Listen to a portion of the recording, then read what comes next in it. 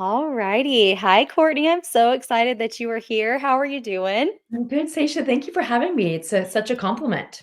Yes, you are actually officially my first guest on MOBB Mentality. So I just want to thank you for being here and going along this learning curve with me.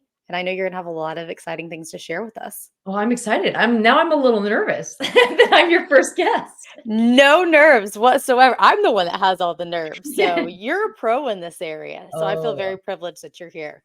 oh, you're so sweet. So, if you wouldn't mind introducing yourself, tell us a little bit about you, how old your kids are.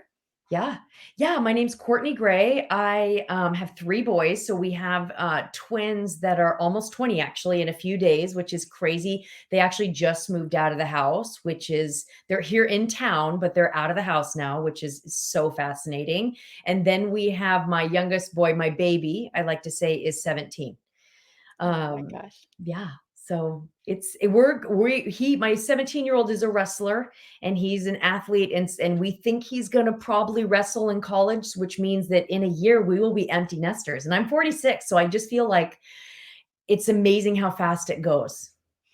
It is so true. We started having kids later. Mhm. So my partner, he is 40. So it's crazy that we already have friends that are becoming empty nesters. And we're like, Yeah. we're just getting started. We're on our journey. No, but there's pros and cons to all of it. I had kids younger, and there's pros and cons to that, and I think there's pros and cons to waiting a little later too. So, you probably got to do things I didn't get to do. Maybe you traveled a little bit more or whatever. Mhm. I'm gonna start doing all of those things with my husband. So, there's pros and cons to all of it. And what's so amazing is that you're going to be healthy enough to be Yeah. able to do those things, which is so important. So many people wait. And I am just such a big believer on why are we waiting? What are you waiting for? And when that time comes, are you going to actually be healthy enough to be able to do these things that you've envisioned doing for Yes. so long?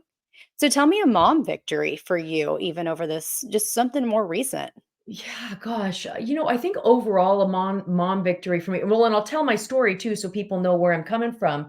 So, it's kind of a long story, but I've been an entrepreneur for 20 years. I built like a Oh, multiple six-figure jewelry business out of my home while I was a stay-home mom. And one of the things I did in order to build this business, because I got to this place where I was right around $100,000 a year, which is amazing in itself. But one of the things yes. I did is I hired a life coach because I felt like how else can I make more money? And I felt like I was doing all the things. And the life coach not only helped me make more money, but it really did transform every area of my life. It helped me like as a mom, it helped my relationship, my even my relationship to my body and all of that. And so I eventually got certified as a life coach. And now I still have my jewelry business. Now that's my side hustle. And Yeah. now I'm building my coaching business where I help women lose weight permanently and like love their bodies and feel more confident. And so I think as a mom, as a win, you said is like the fact that the way I'm living my life is directly affecting the way my kids are using living their lives is absolutely amazing. Like one of my 20-year-olds now is like selling solar. Well, both of them actually are selling solar, but one of them quit his like way to being working at a restaurant to sell solar, which my whole family's like, no, he shouldn't do that. That's too risky. And what if he doesn't make money selling solar? And my son's like, Mom, I gotta believe that this is gonna work. I'm going all in on myself. I can always go back to the restaurant, but I'm going all in on myself. And I see that he's watching me and my husband, but my husband is amazing in his own right, but he's watching the way we are living our lives and he is choosing to do the same at the age of 20. So to me, that's a huge win. I'm seeing it all three of my boys learning the lessons by watching the way I'm living my life. Oh, that gave me goosebumps because Oh, that is so powerful. yeah. And did you grow up that way? Was that something that you were exposed to growing up as a 20-year-old? Yeah, I had a great childhood and very positive parents and I was very lucky to have a very healthy upbringing. But no, I think a lot of this is more of all the, self-help and thought work and coaching that I've done, especially probably in the last 5 years. So I Mhm. think that I've just been educating myself more and more. Like, I'll give you another example. One of my other boys was just kind of struggling and he was feeling just feeling like he didn't know what to do with his life. And, these kids that are, anywhere from 15 to 20, a lot of them have a lot of anxiety. And one of the reasons is they feel like they have to have it all figured out. Mhm. Especially as they get towards graduation and everyone's like, "Hey, what college are you going to? What's your plan?" And they're like, "I don't know what my plan is." And Right? so the message needs to be, you don't know what your plan is, it's no problem. What do you like doing? What do you think? And what are you gonna give a try? And what are you, from a curious space? But we were on a long road trip and he was really struggling, like, I don't know what to do with myself. And, and I was letting him vent and trying not to coach him because of course, you know how we are as moms. We know exactly what everyone should be doing, right? Mhm. Right? But so he goes, "Mom, tell me, what would you do?" And I said, "Oh, magic to my ears. I love hearing that." And I said, "I'd start going to the gym every morning." And he goes, "What?" And I said, because he was a little out of shape and he had a gym membership and he wasn't going. And I said, "Get up early tomorrow morning and go to the gym. And you will feel so good after going to the gym that it will start spiraling to every area of your life." And again, he doesn't live outside the house. So 2 days later, he messaged me and he goes, "You are right." And he goes, "It is amazing how I've gone to the gym 2 days now. And I feel so much better." Mhm. Yeah. I feel like I know your answer to this question, but it's like, how do you feel about that mind body connection? Oh, it's everything, and that's why it's interesting that you say that because when I started coaching, because I was for 20 years, I was an entrepreneur, I started coaching a lot of entrepreneurs, which I love, and I still do coach some entrepreneurs. But Mhm. I started finding that women would come to me and they wanted to make more money, and then when we talked about doing things like going on social media or doing things, they would be like, they would start saying things like, "Oh, if I lost weight, I would feel more confident on going on social media. I would put myself out there more if I had more energy." So I gradually, naturally started talking about, weight loss and health and all of those things. And I started realizing that when you get that right, when you get your mind and your body right, and it really has to be the combination of both, that's when every other area explodes in your life Mhm. in a good way. I agree with you so much. And I think we can have very successful people. And if you are 50 pounds, 70 pounds overweight, which is so common nowadays, Yeah. that you are really not truly living your healthiest version Mhm. of yourself. Yeah. And the opposite is true. It's like we Mhm. can be super healthy, but if we're not actually getting out and moving our body and feel Mhm. spiritually and mentally connected, Yeah. we're not our best version. It's true, and there's a lot of people too that they would like to lose 30 to 50 pounds, but there's also a lot of people that they've been struggling for years with 5 and 10 pounds, and if they ended up really, like, committing to doing that work, first of all, really looking at why do they wanna lose the weight? Why are they eating? Why aren't they moving? And learn how to motivate themselves and follow through even in the moment when they don't Mhm. feel motivated, that is powerful too. Because when you do that, when you say to yourself, "Oh, I've talked to so many people that say, I really want to get more exercise, but I don't have time and I'm too tired in the morning." And they get all these excuses. When they learn to show up for themselves, they learn to show up in every area. They show up now for their marriage more. They start saying no to people and not giving reasons why they say no. They just powerfully say no. It just really does affect every area of your life. How did you see when you invested in a coach? How did you start seeing areas of your life transform even outside of business? Yeah, I think I started, one of the things life coaches do is they dive into your brain and you really figure out what beliefs are holding you back. Mhm. A coach will say something like, I would show up to a call and I would say, "I'm just not getting enough done." And they would say, "Well, like, what is enough?" And then I would realize, because I have the tendency to be a bit of an overworker. I'm actually not working. I overwork. And so she was like, "Well, what is enough?" And it turned out that I really had all these ideas that I had to be working constantly and be seeing results every single day in order to feel worthy, in order to feel like I did a good job, in order to be able to sit on the couch and actually watch an hour of TV at night with my husband. So it really Mhm. made me go, "Oh, what if I can just do the work I say I'm going to do every day and still make time to work out or do all the things and still feel like I'm doing a good job?" Mhm. And this kind of work is ongoing. I was just telling my sister like 2 days ago, and I said, I have finally realized that I wanna work out for 2 hours a day right now, especially because the weather here is beautiful in Northern California. I Mhm. usually have always given myself like, allowed myself to work out for 1 hour a day, but Okay. I wanna actually go for my run or walk, do my yoga, and I wanna go to the gym. And I've been telling myself it's too much. I shouldn't need that. I shouldn't want it. And now I've just decided I want it and it's okay. But it took me like 3 weeks of beating myself up a little bit to go, Mhm. what am I doing? Why am I making this a problem? There's some people that work out for 5 hours a day, you know? Right. They're and we're always at this one extreme or another. And I think Yeah. so many women deal with that. It's like everything has to be perfect, Yes. and there's no such thing. I don't believe there's any such thing as perfect, Mhm. especially, I mean, you have twins, you have Mhm. another one that's only 3 years behind them. Like, I could only imagine what life looked like for you during that time of, like, just constantly thinking that things are not enough. Mhm. How did that affect you from a mental side of things? Oh, it was mentally exhausting. It was mentally exhausting, and when I started overcoming that, that's when it's funny because then I made more money. When I started saying to myself, I have these goals, these financial goals. I was trying to get to like $250,000 a year, right? When I started, I wanted to get to that. And before I was saying, I can't work out or I can't do this, I have to work more. And when I started going, I think that me moving my body and doing what my like soul is telling me to do, that I really want to do yoga. I want that. I want to I want to be true to myself and be the healthy person that I want to be. When I started allowing and realizing I could have both, that's when both came. Mhm. It's like it What doesn't have to be one or the other. Right, and that's Mhm. it's a black and white. He said it's so Yes. much of this mentality that we have that we Mhm. are limiting ourselves. Yeah. So many things are just self-imposed. And so even I labeled like our conversation from us just speaking briefly before was so many women think that they have to give up their life experiences and stop living life in order to reach their goals. How do you see this happening? What do you have to say to those women? Yeah, and definitely when it comes to my weight loss clients, I don't just have like a 12-week program where I help women lose weight.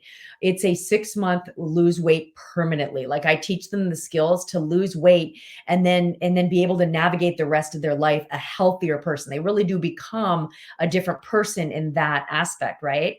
And Mhm. so but I get a lot of people that they're like, oh, when they finally reach out to me, they're all, I've been wanting to reach out to you for 6 months. I've been listening to your podcast. I love everything you say. I really like food and I like going out with my girlfriends and I really like celebrating with my family. And I'm just kind of sitting there going, okay. So, and they're like, I just don't want Me to give that too. up. I don't want to give that up. And I say, yes, I understand. They think because every time they've gone on a diet and they've lost weight, that's how they've done it. They've given Mhm. up wine, they've given up flour and sugar, they've given up all this stuff and they've lost the weight. And then when they start enjoying their life again, in quotations, however that looks for them, they start gaining the weight back. So, and of Mhm. course, they think losing weight equates to misery, it equates to deprivation. And I'm like, but that's why we have a 6-month program and that's why we're going to do it right. We are going to, of course, eat healthier, usually eat a little bit less, move a little bit more. But we're Mhm. going to think about how do we do this for the rest of our life? What kind of person do you want to be forever? And of course, you want to go out on a girls' night out and have 2 glasses of wine. Of course, when your neighbor brings you, cupcakes, you might want to have one. Totally. You can lose weight and still have those things. I totally agree with you. So what do you tell them? Like, what's a strategy that you would immediately that somebody listening, a mom listening that Yeah. has a crazy busy schedule, Yes. loves food, loves to do all the things that we just talked about, Yeah. that wants to begin to lose weight? What's something Oh, that you would I tell have them to so start many. doing? I have so many. Give us Okay, three good yes, ones. I'll give you a few. So the first one I wanna say is wait to get hungry. Because we are in a society where food is so readily available, a lot of people eat a lot throughout their day, and they're not actually allowing themselves to get hungry. It's this whole snack culture, right? So allow yourself to get hungry. You can start losing weight immediately if you just start allowing yourself to get hungry. Not starving, not hangry, but, like, allow your body to tell you, "Hey, we're ready to eat."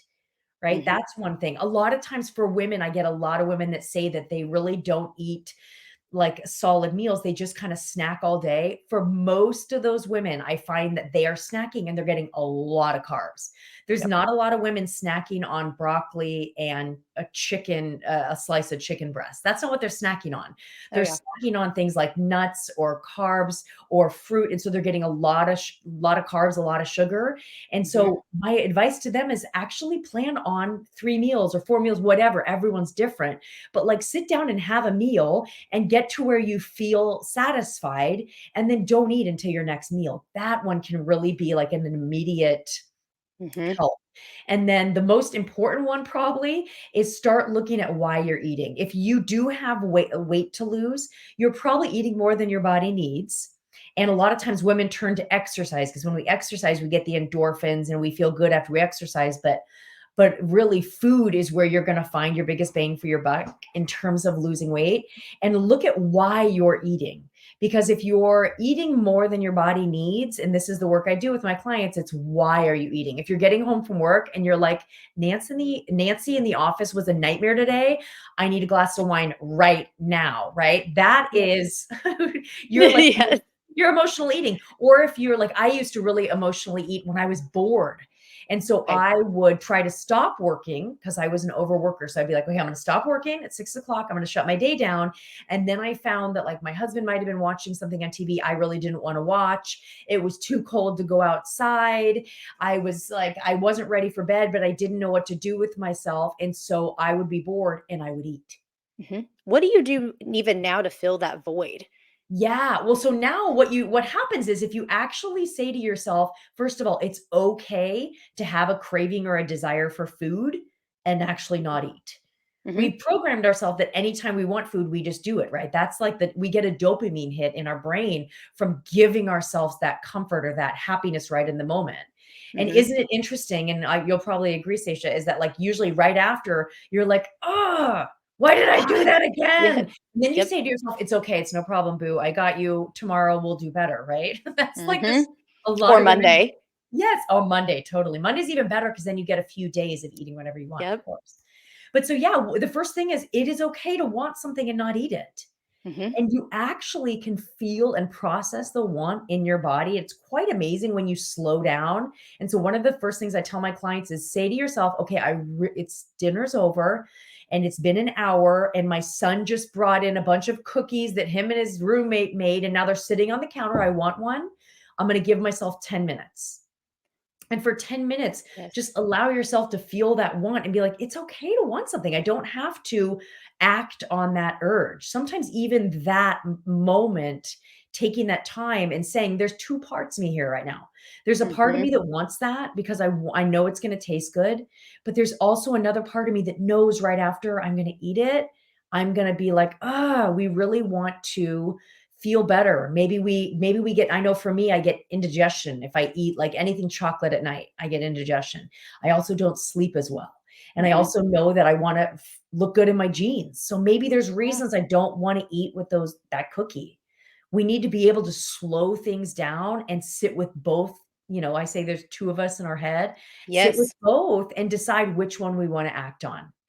That's the mentality right Yeah. there. And it's like so much of what we want to achieve is just it's within ourselves. I believe we Mhm. have all the solutions, all the answers that we need. It's like a lot of times it's just having somebody outside of us guide us through that process and being able to battle. And it is a battle with Yeah. ourselves at times. Like, And normalize okay, the battle.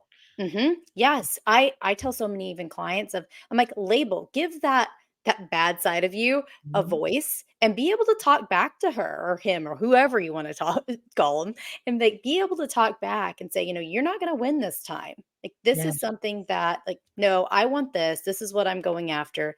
And I love you said just give yourself that time and that space Mhm. to think clearly and non emotionally.